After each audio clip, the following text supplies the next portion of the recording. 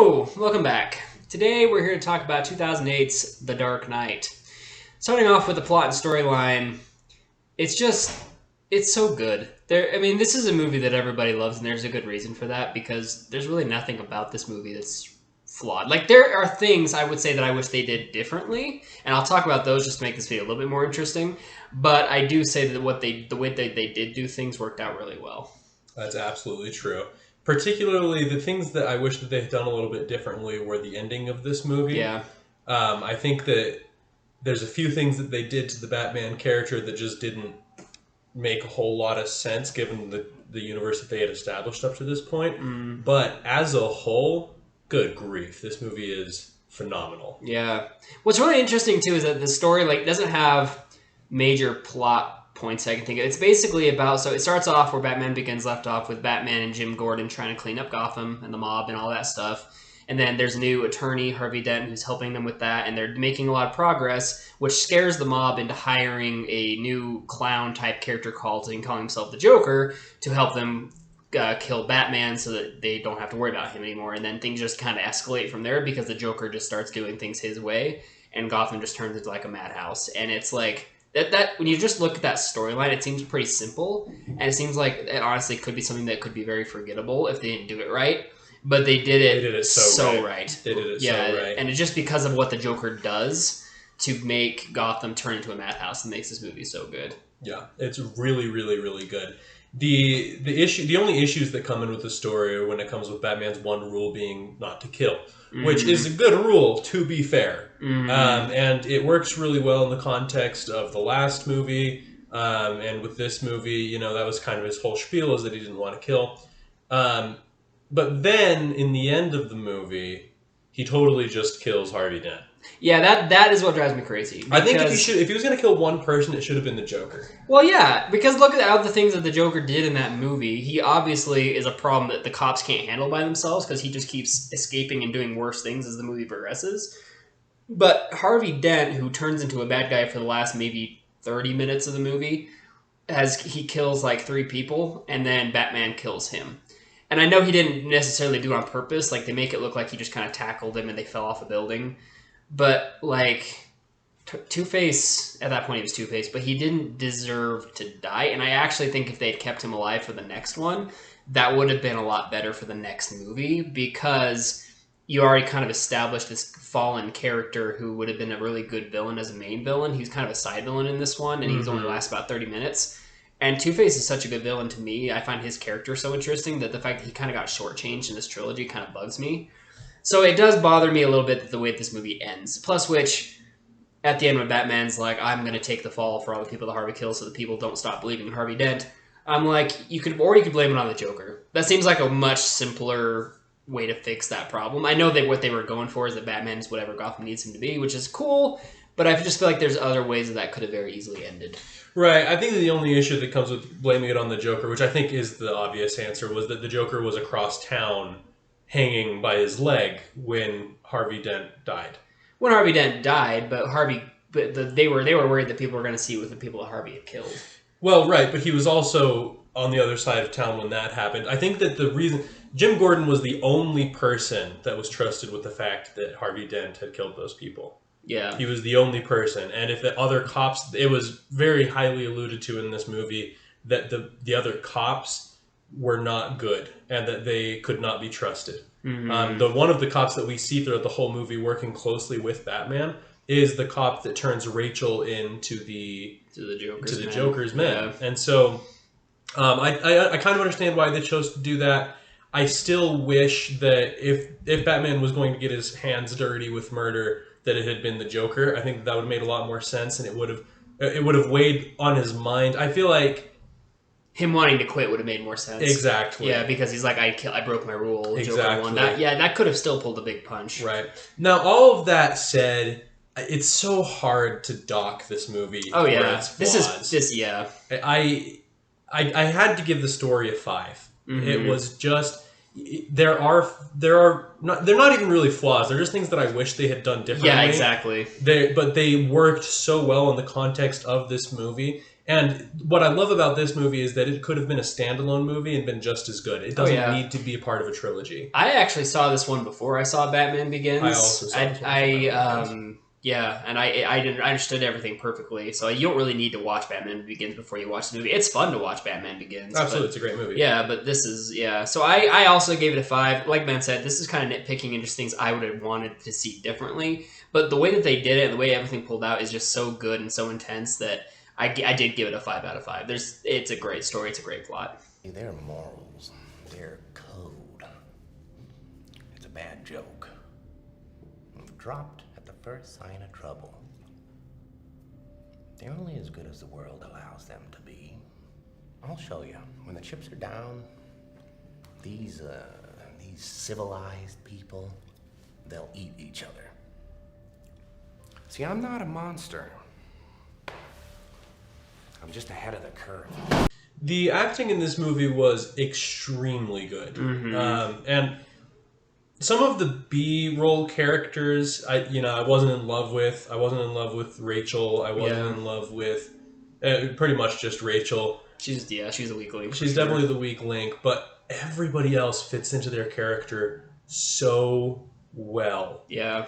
So absurdly well. Yeah, I mean, obviously, the one that gets pretty much the credit worldwide is Heath Ledger as the Joker, because he is so good. The interesting thing to me about his Joker is it's not the traditional Joker who has the gag weapons, that has the maniacal laugh that he does every time he kills somebody. Like, the Joker actually doesn't laugh very much in this movie when you think about it. No, he laughs like the one time. Yeah, and it's a bad joke. Yeah, he's not.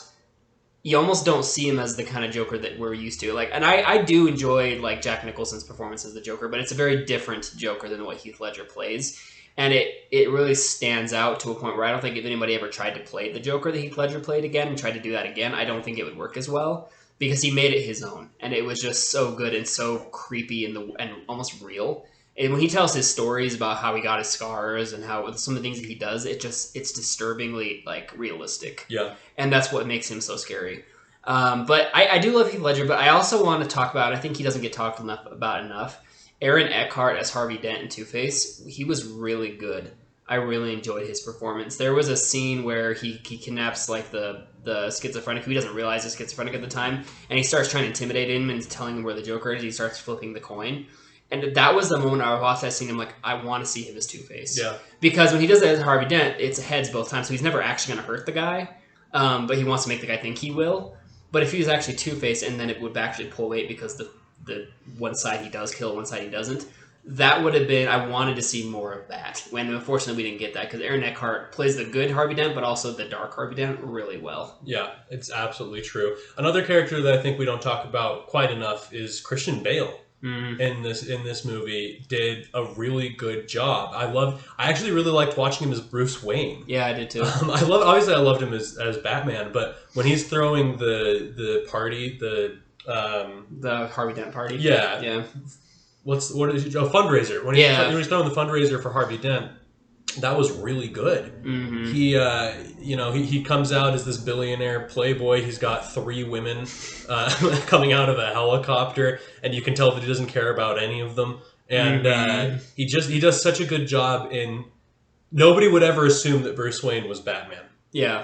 So some of these characters, you're like, okay, well, I don't understand how this person is possibly hiding their identity when they act the same. Exactly like they would. Right. Yeah. but Batman is so. Like, he'll protect the little guy. He'll jump out the window to save the one person, even if it means, leaving everybody else in danger. I mean, he'll eventually go back up, although not in this movie. But he will risk his life for the one person. Yeah. And I love that. And it was so good to watch Christian Bale. I love Christian Bale. I don't think I've ever seen him in a role that I didn't like him in. But it was just he just plays Batman so well. He does. He is a good Batman. I don't love his Batman growl. Where is he? I don't know where he is. He found us. He must have friends. Friends? You met this guy? Someone knows where he is. I know it's become kind of iconic. Yeah. But I can look past that. Like he does a really good job. Everybody does a really good job. Like I said, some of the B this like the guy that finds out that Bruce Wayne is Batman and wants to blackmail him. I don't love his acting all that much, or some of like the side characters that kind of show up every now and then. But Harvey Dent, Bruce Wayne, Jim Gordon, Joker, like all of them are just so good. And Alfred and Lucius Fox, Morgan Freeman, and Sir Michael Caine, like they're so good in these movies. Maggie Gyllenhaal plays Rachel, which I wish they just brought Katie Holmes back. I know she didn't want to come back, which is why she didn't, but She missed out. she missed out. The issue with Rachel is she's just... I don't know how to put this in a nice way. She doesn't have the same... Like, everybody seems to be in love with her, and she doesn't have the same personality. She doesn't have the same ambition. She doesn't have the same, like, looks. She's just not... I don't understand why everybody was so obsessed with her. She drives the plot forward because she's the character arc of Bruce and Harvey. That's Right. like that's the point that she has in this movie. She doesn't really have... For some reason. I don't know. I missed Katie Holmes's performance, and she didn't have the same thing. But I will say this, the rest of the characters were good enough. It made up for it, yeah. It really did. I had to give acting characters a 5. There's just no getting past it. I gave it a 5 as well. Great acting. You want to know how I got these scars? My father was a drinker and a fiend. And one night, he goes off crazier than usual. Mommy gets the kitchen knife to defend herself. He doesn't like that. Not one bit. So, me watching, he takes the knife to her, laughing while he does it. He turns to me and he says, "Why so serious?" He comes at me with the knife. "Why so serious?" He sticks the blade in my mouth. "Let's put a smile on that face." And... why so serious? When it comes to the action in this movie, it's really, really good, but not for reasons that I would normally look at action.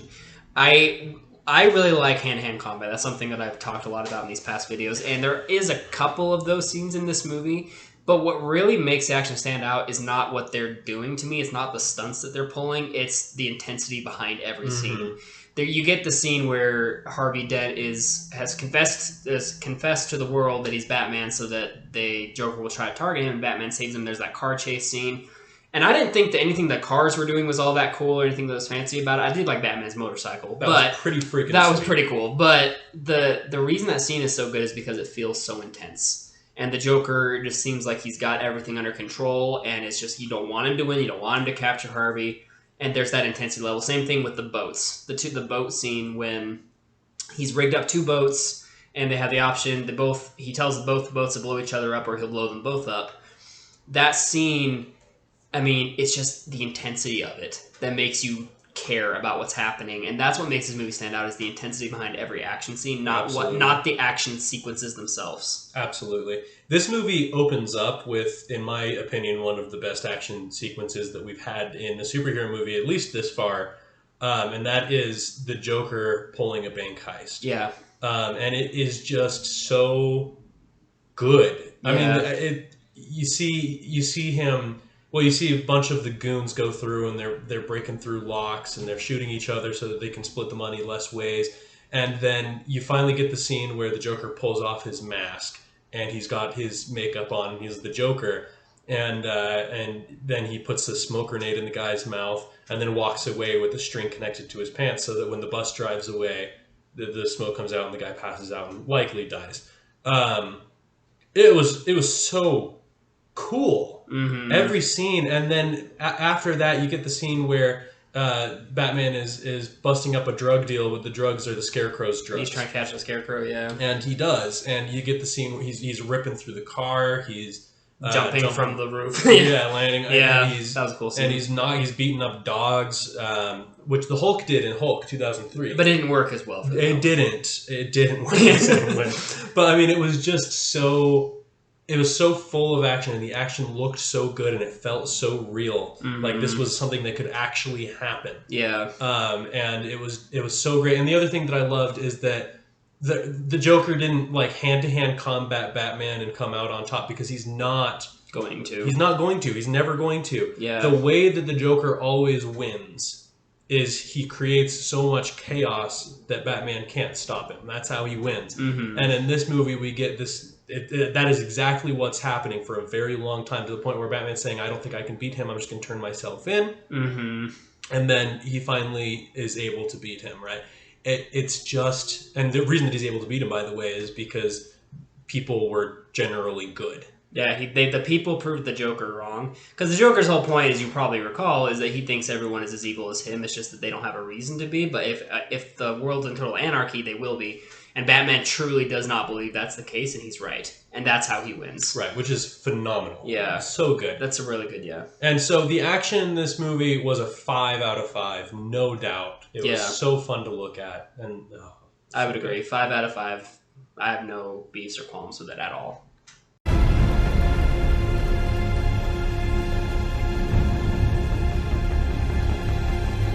What were you trying to prove? That deep down, everyone's as ugly as you. You're alone.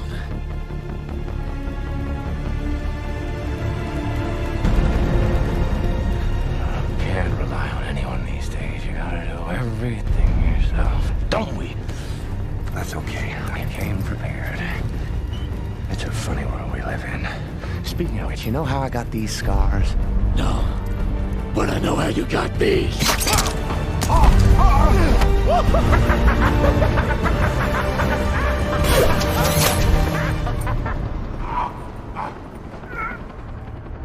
Cinematically, this movie was extremely good.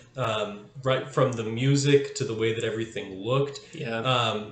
I think that when it comes to a Batman movie with the Joker is often the deciding factor of how the costume design goes, because he's a hard character to pull off on screen.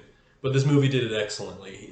They didn't go overboard with the makeup. They didn't do the stupid Jared Leto tattoos all over him. Yeah, it was weird. They did do like a purple jacket that didn't look bad, to be honest. Yeah. And he looked good. His hair was greasy, but not like a wig.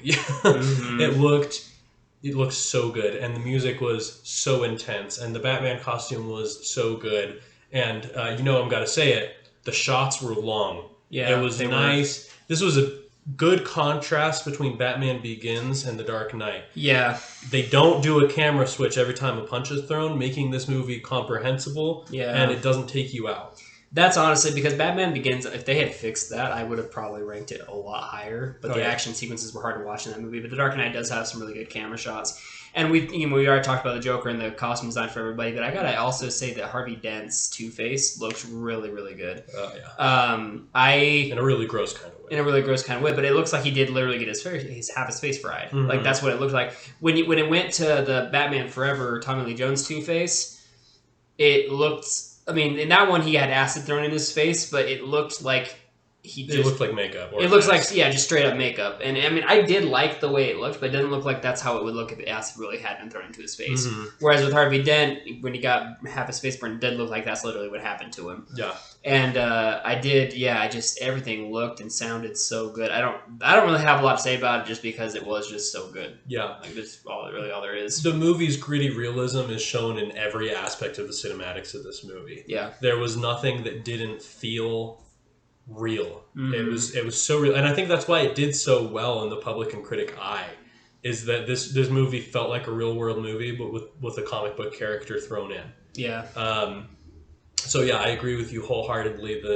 It felt real the way that his face was burned off, although you gotta wonder how he continued to get by like that. Yeah. Pure hatred, I guess. Right. But yeah, no, I mean it was so wonderful.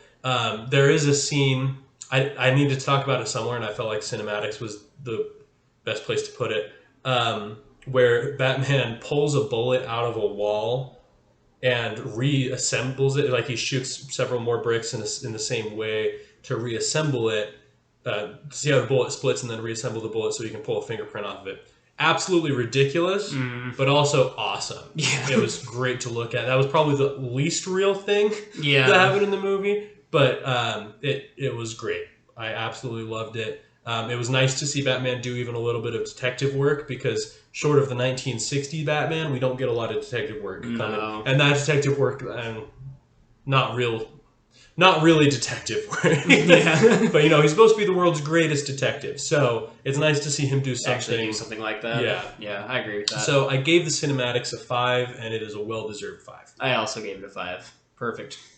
That name you all had for me when I was at Internal Affairs. What was it, Gordon? Harvey. Say it. Say it!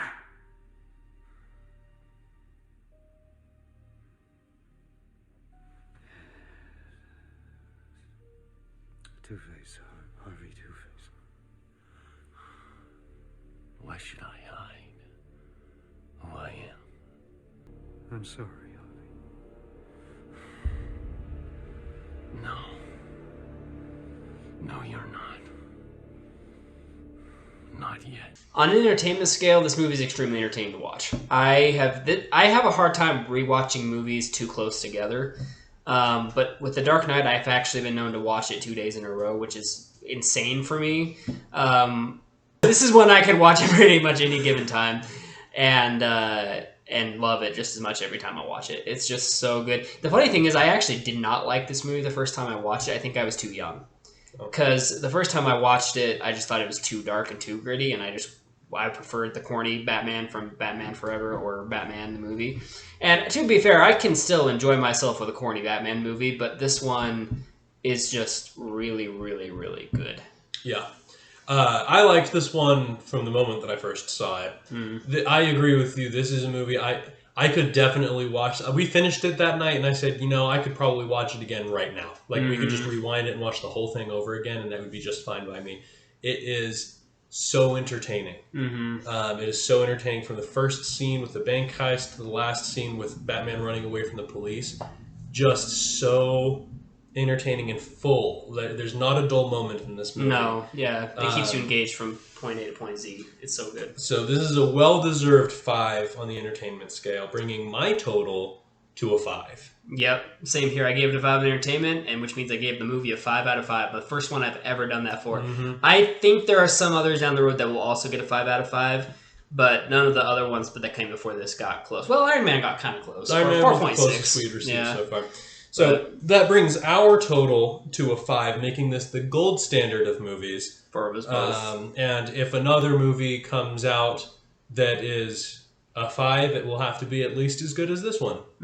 Yeah. And good luck. Right, it was really good.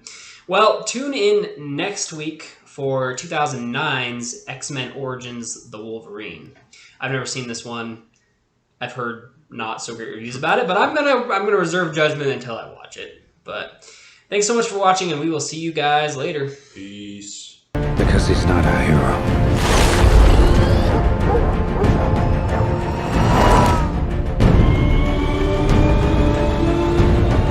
He's a silent guardian, a watchful protector, a dark knight.